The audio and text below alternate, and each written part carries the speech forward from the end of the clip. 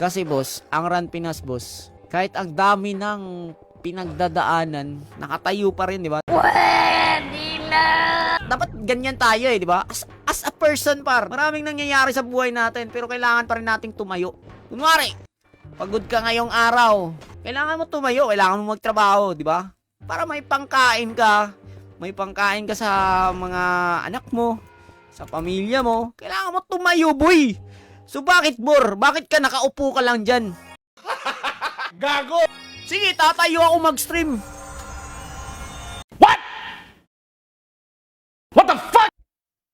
Tatayo ako mag-stream para sa inyo. I know.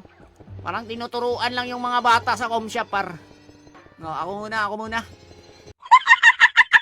Sige, magtatayo ako mag-stream. Baka sabihin nyo, nag-a-advise tayo dyan na kailangan natin tumayo tapos hindi pala tayo tumatayo. Nice. Oo, sige. Ako muna. Yukoy, nakakapagod eh. Oh my God! Nakakapagod guys. Kung napagod kayo, magpahinga muna kayo eh.